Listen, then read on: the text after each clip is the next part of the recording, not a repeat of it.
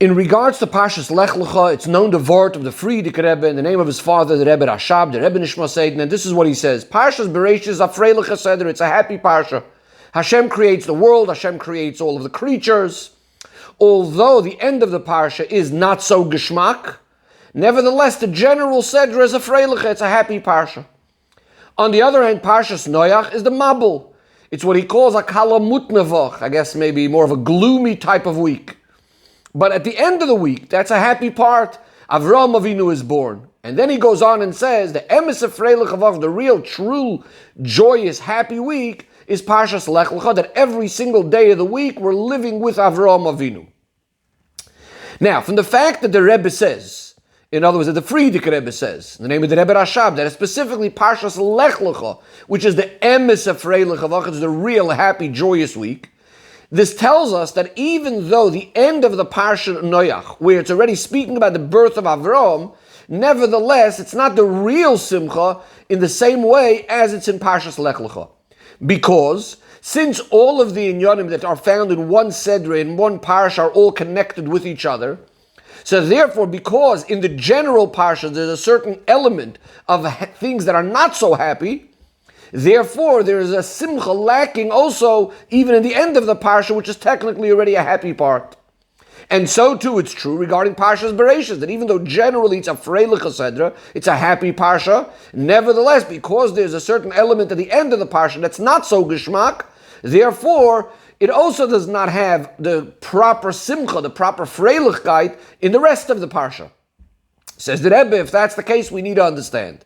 Since Parshas Bereshis is generally a happy parsha, besides the very end, since Parshas Noach is generally more of a gloomy type of week, so seemingly the division of the Sedras, the division of the Parshas should have been in a way that the unpleasant ending of Parshas Bereshis should be put into Parshas Noach together with the rest of Parshas Noach.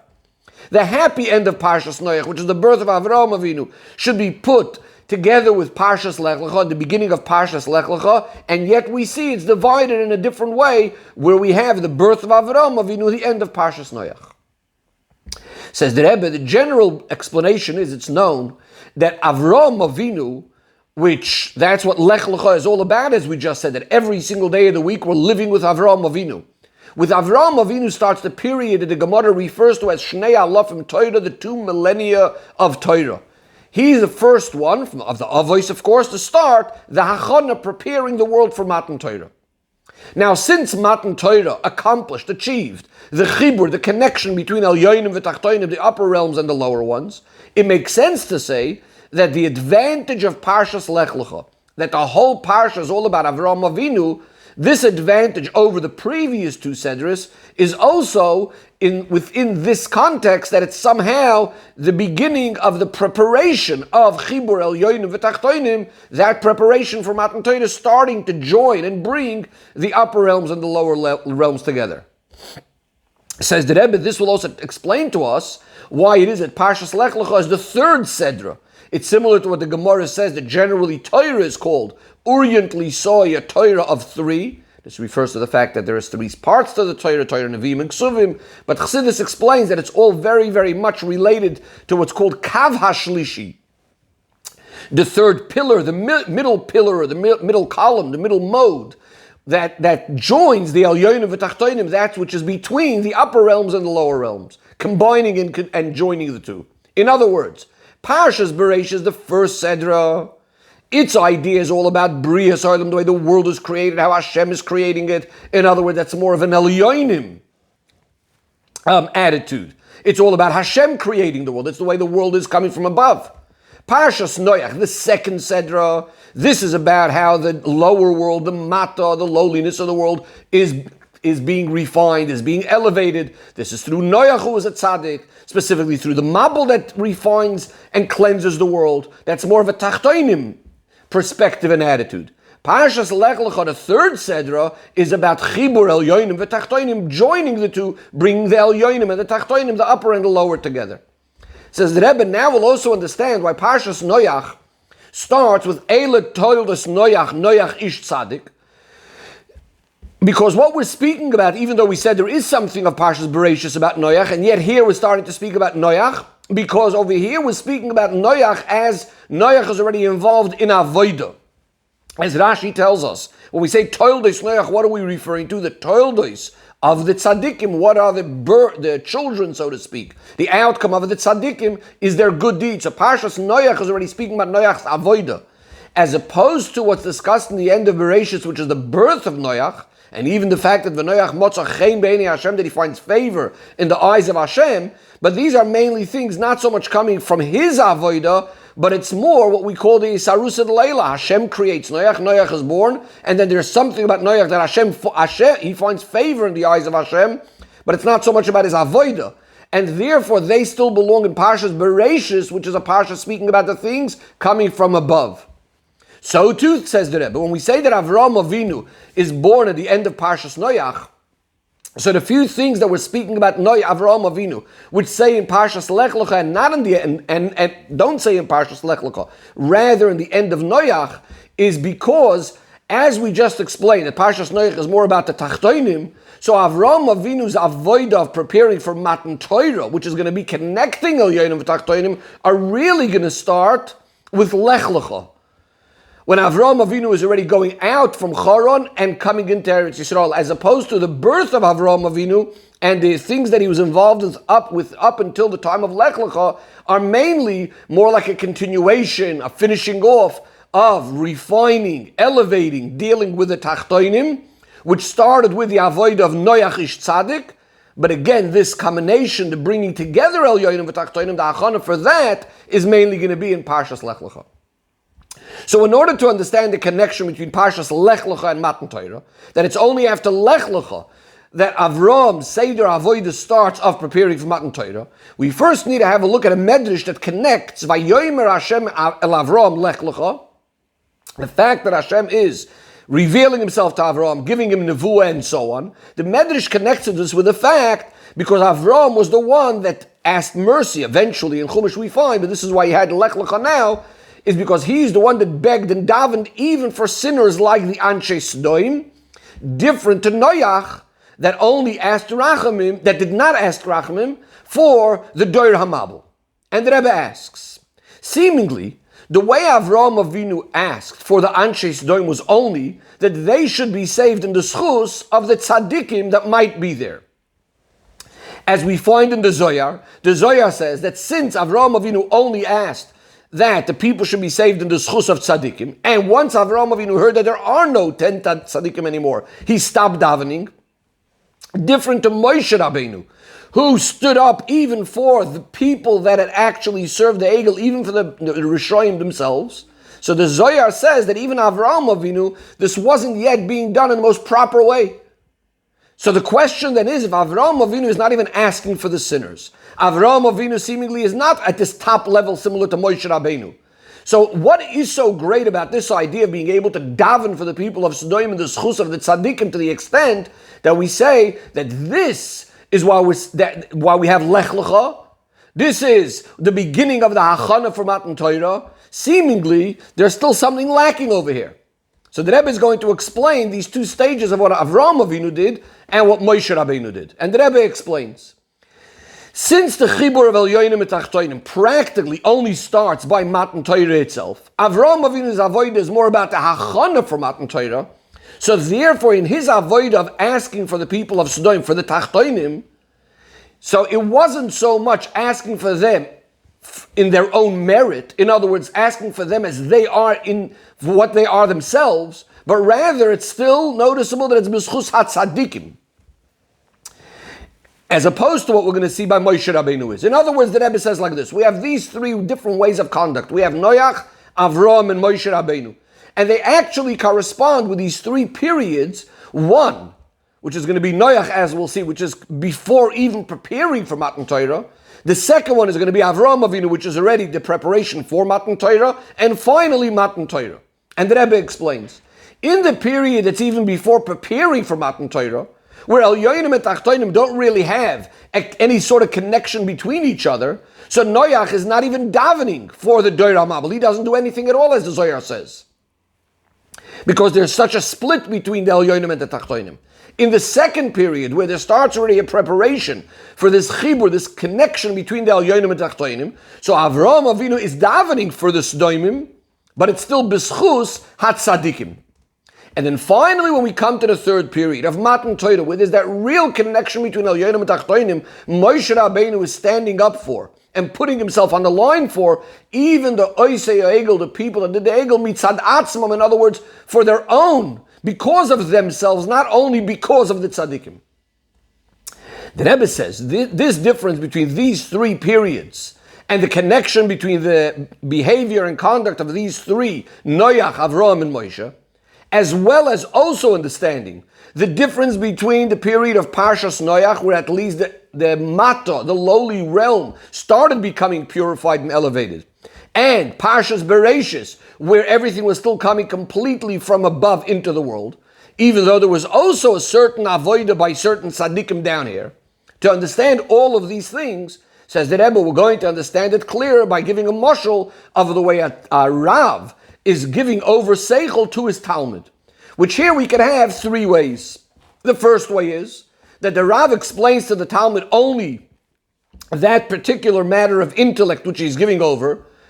However, he's not teaching him, he's not giving him the methods, the methodology of how he himself should be able to come and understand seichel on his own. So that's the first way. The second way is the Rav is actually teaching the Talmud a derech, he's teaching him a path, he's teaching him a way, he's giving him the methodology that he should be able to learn and understand b'koyach atzmoi on his own. Now obviously each one of these have a certain advantage that the other doesn't.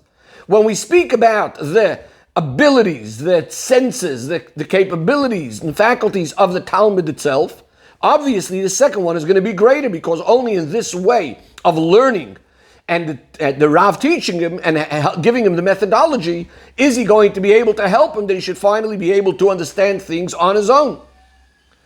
However, if we speak about the actual intellect being given over, the first way is going to be greater, because that which the Talmud is going to be able to understand on his own, by the fact that the Rav told him how to work things out, is still going to be a very, very small level of intellect compared to that which the Rav could give him. The Rav is much greater. And finally, says the Rebbe, we have now a third way, which is going to include both advantages. And that is that the hashpah, what the Rav is giving the Talmud, is to such an extent where he causes that and he helps the Talmud that the very senses and faculties of the Talmud become as great as the Rav himself, to the extent that the Talmud should be able to, on his own, be machadish, come up with new novel ideas, and be able to understand great ideas of intellect just as the Rav. Says the Rebbe, we can now say that the three periods that we discussed, the period of Parshas Bereshis, pre-Mabul, pre-Noach, the period of Noach, and the period of Lecho, are similar to these three stages, or these three ways. The avoid of the tzaddikim in those generations, the 10 generations before, between Adam and Noach, was mainly a hashpah coming down from above, not so much connected with the koyach, the faculties, or the chidushim, the innovations of these tzaddikim themselves. The Rebbe gives an example of Chanoich. Chanoich, we know, was a tzaddik, notwithstanding the fact that he lived in a very, very corrupt generation, which obviously shows that he had an avoida of not being despoiled, not being influenced by his generation. Nevertheless, Chazal tell us, Rashi brings that Kal B'daitu L'Arshia, it was still very easy for him to go off and go on the wrong path. And if some more time would have passed, if he would have stayed with his generation a bit longer, he wouldn't have been able to overcome the Ra, and that's why, as Rashi tells us, Hashem actually took him away from the world. Because since the fact that he was a tzaddik was mainly not so much by his own koiches, but rather what was shining into him from above, Hashem was giving him the ability, Hashem was shining down to him, so therefore it wasn't so much of on his own, and therefore had he stayed a little bit longer in this corrupt world, and gone down, and been in a place where the oil of Hashem was not shining to such an extent, so on his own he wouldn't be able to keep up his level of righteousness as earlier. Says the Rebbe, this is similar to the hashpah of the first way, as we described in the Rav and the Talmud, where even though the Talmud is understanding and he's working to understand the seichel that the Rav is giving over to him, nevertheless he doesn't come up with his own seichel on his own. Then we move on to the next stage, the avodah of the tzaddikim in the 10 generations from Noach to Avram. Here, the avodah was mainly not so much because of that which is coming from above, but rather with their own koyach, with their own chiddush, their own innovation, with their own ability. To the extent that their avodah, we could say, already has some sort of connection with the world outside of them. So first of all, the Rebbe says we find regarding Noach himself that not only was he a tzaddik tamim, that he was a complete tzaddik, even in the kind of generation that he was. And we don't say about him, Kal b'daite l'arshia, that he could have very easily gone off. But furthermore, he rebuked, he told off the Dur HaMabul, he told them to do tshuva. And this is certainly true after the Mabul, where Noach, through the avodah of his karbonos, he brought about that Hashem is now promising that he's never again going to destroy the world. And Hashem makes that sign, the sign of the covenant of the Keshes, of the rainbow, which is all showing that now the world is starting to become elevated. Nevertheless, says the Rebbe, because of the fact that this avodah is still very much to do only with the tachtoinim, with a lowly world, which is really on its own completely removed and be'ein aroich to elikus, to the elyonim, so therefore the amount of gili elikus that was coming down then through avodah was still very, very limited, only in accordance to what the tachtoinim could manage and could achieve. In fact, we say that even Noach himself was miktane emunah hoya, that his emunah wasn't on the highest level. Because his main understanding in Elikus was primarily in those aspects that could be grasped and understood in the seichel of the nevroim of creatures, but those aspects of godliness, which you could only take with emunah completely higher than seichel, in other words, to go to elyonim, this Noach didn't have much of that, and that's why we say he's miktane emunah. So this would be like that second example where the Rav is giving over in a way that the Talmud could come up with his own ideas, but it's going to be a much smaller level, a much smaller seichel, be'ein haroich, incomparable to the seichel of the Rav. Now we come to the third one. In the avodah of Avraham Avinu, we have both qualities. On the one hand, the beginning, the foundation of Avraham Avinu's avodah was with seichel, with bringing rayos, proof from things around him, things in the world. That's the way he's coming to his understanding of Elikus. So it's coming from the Tachtoinim, from the lower realms. But at the same time, what do we say about Avraham Avinu? He doesn't question the ways of Hashem. How does the pasuk say? Hashem finds Avraham Avinu completely faithful to Hashem, because he takes Elikus with complete sincerity, complete simplicity in a certain sense, like an Eved Pashat, like a simple servant. The Rebbe says similarly also in the way he does his avodah in publicizing Elikus in the world. That here again we have both of these milos, both of these ideas coming together. On the one hand, he's publicizing in Yanim of Elikus, which are completely higher than human logic. And at the same time, he's finding a way to explain even these kind of things to the very, very simple people, that they too should be able to understand it. So this would be more like the hashpah in the third way, where we combine both advantages, and now the Talmud himself, his senses, his faculties became like the senses and the faculties of the Rav. The Rebbe moves on now to the next level. Even this third way of hashpah, that the Chushei Talmud, that we took that Talmud and we took his senses and they became similar to the senses and the talents of the Rav. Says the Rebbe, this is still only a mashal for the preparation to Matan Torah, for the preparation of the Chibur of Elyonim v'Tachtoinim. In other words, like what I was saying, Avraham Avinu did. Avraham Avinu achieved the Hachana to Matan Torah. It's still not the kind of Chibur, that kind of combination that actually happens by Matan Torah. And the Rebbe explains, the fact that the Rav in the mashal has the ability to affect the Chushei Talmud, that the senses of the Talmud should become just like his own, like the Chushei Rav, it's because even before the Rav actually went ahead and taught the Talmud, we're clearly speaking about a Talmud that has seichel of his own. In fact, not only does he have seichel, he's the kind of Talmud that's fitting to be able to receive this great hashpah from his Rav. And therefore, the seichel of the Talmud, even before the Rav taught him, it's not the real tachton, it's not be'ein haroich to the seichel of the Rav. Furthermore, says the Rebbe, Since the Talmud himself, the senses of the Talmud, are going to become like the Chushei Rav, the senses, the faculties, the talents of the Rav, because his faculties are now going to be elevated and refined. So what comes out is that in addition to the fact, as we said before, that this Talmud was never the real Tachtoin, but in addition to that, the Chibur, that connection between the Rav and the Talmud, is only with that aspect of the Seichel of the Talmud that is being elevated through the Hashpah of the Rav. But not with that element of the Seichel as it would have been on its own before the Rav got involved. In other words, it's not focusing on the lowliness of the Seichel of the Talmud as it is by itself. What happens by Matan Torah? By Matan Torah, the Chibur Elyonim v'Tachtoinim, says the Rebbe is in 2 points. Number one, before Matan Torah, these Tachtoinim had absolutely no shaychus, no connection to the Elyonim at all. Not like the Talmud that had some sort of connection to the Rav. On the contrary, there was actually the Gzeira, that separation, that split. Gzeira doesn't only mean decree. The Rebbe is saying Gzeira is also from the word of a split between the two, between the upper and the lower. And the fact that they are connected now through Matan Torah is only with the Koyach of Hashem that's Koil Yochel that could handle and deal even with opposites. It could combine the two opposite things. So again, number one, it's completely removed from the Elyon. And another point says that, but number two, the Chibur Elyonim v'Tachtoinim b'Matan Torah is even within that level of the Tachtoinim as they are by themselves within their lowliest level, not only as they now became completely higher. So now in total we have actually 4 levels, 4 ideas.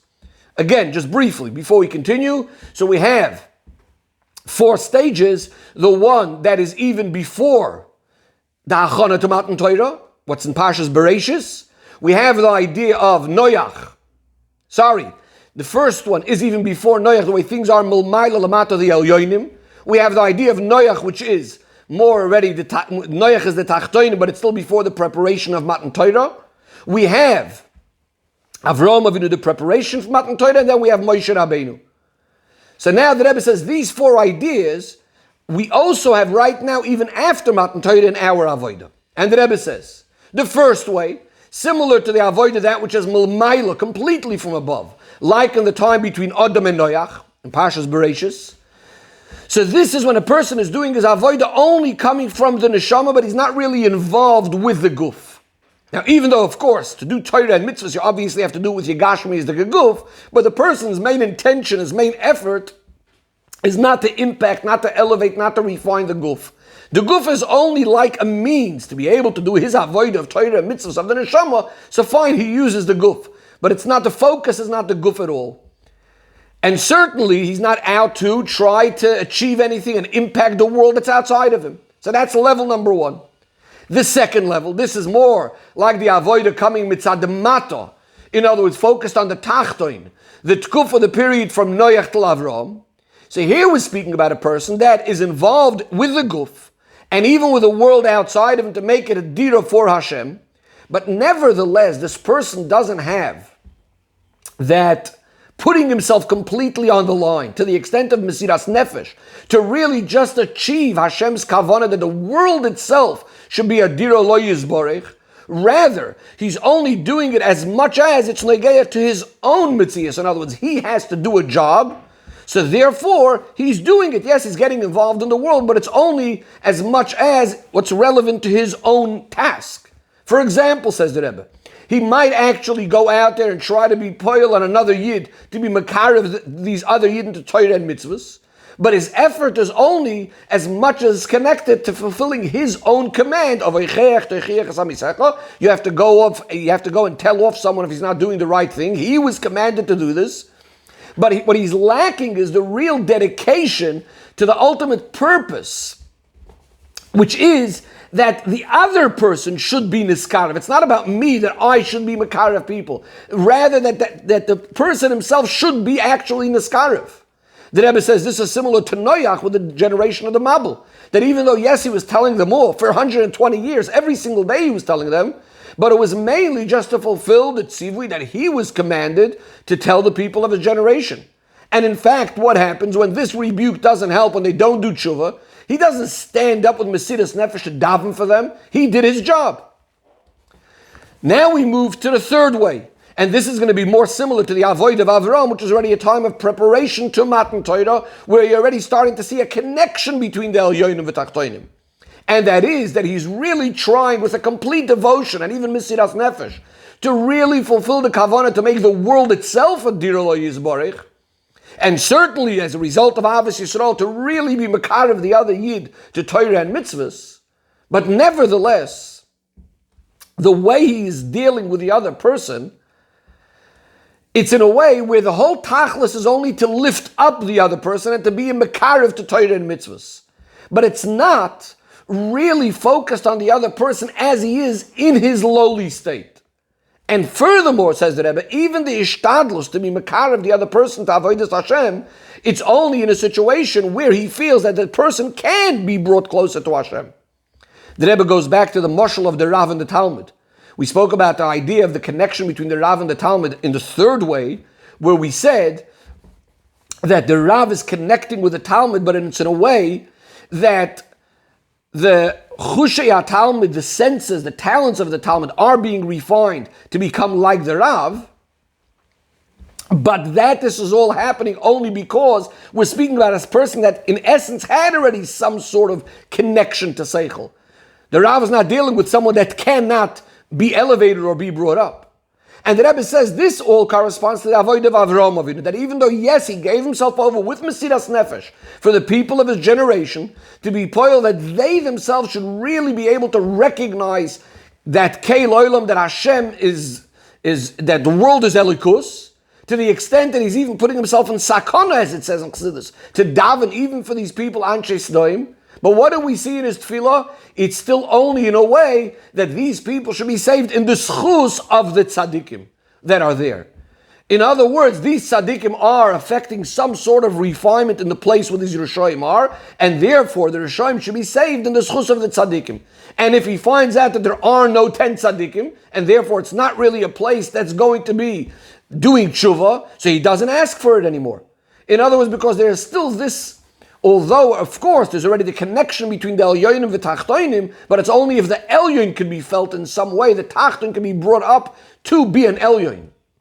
Now we come to the next stage. The fourth way is that the Ahava to the other person is Kam Moicha, an essential love exactly like you love yourself, which is completely higher than any calculations.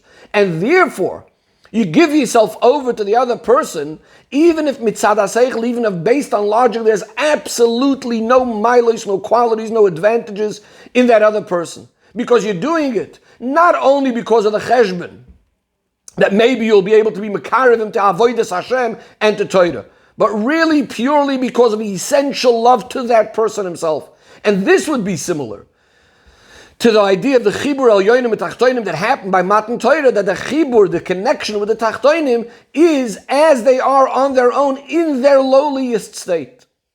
Says the Rebbe, this is the anhaga of Moshe Rabbeinu, through whom the Torah is given and the Torah is called by his name, that he puts himself out, he puts himself on the line, even for the oisei egel, even for the people that did the egel.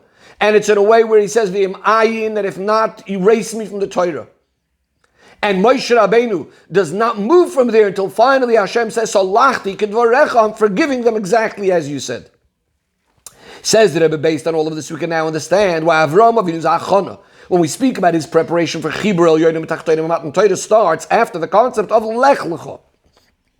And that is, when a person's yid's avoided to make the world into a dir lo yizbarich, if it's going to be mainly based on his own mitzias, as we said before, he is doing his job, he is doing his task, so then there's still going to be lacking something in how much he could actually affect, how much he could impact the world. This goes back to what we said before. You might be telling someone off to fulfill the mitzvah of Echeach Toichiach Asamisecha, and even if you do it 100 times, as Chazal say, it's still not going to have so much of an impact as much as if the person really feels that you're not just doing your job, but you're doing it for my benefit.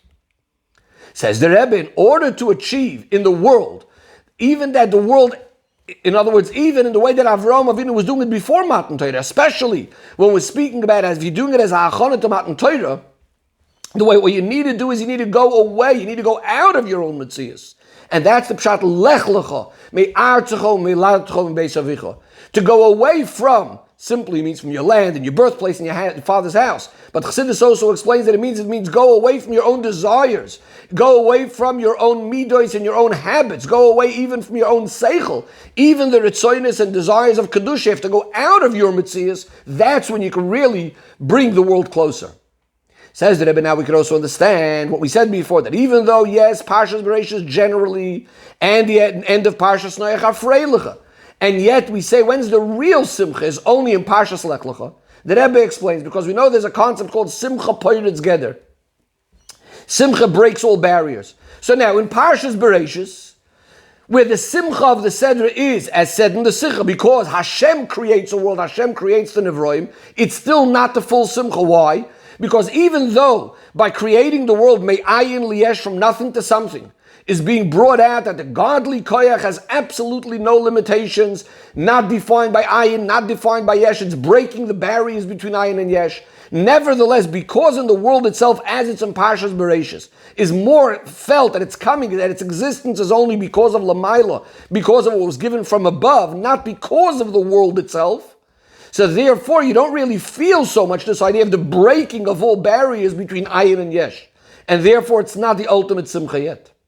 So too, in the end of Parshas Noach, when Avraham Avinu is born, the first one that's going to make the hachana to the bittul of the gzeira between the elyonim and the tachtonim, breaking of all the barriers. That since at that time there wasn't the hachana practically yet, as we said, that's only going to start once there's Lech Lecha, so it also doesn't have the simcha completely. It's only in Parshas Lech Lecha. Since over here we're actually practically doing the hachana of Chibur El Yoinim V'Tachtoinim, this is why the Rabbeim said about this parsha that this is the emes of Freilich Avoch.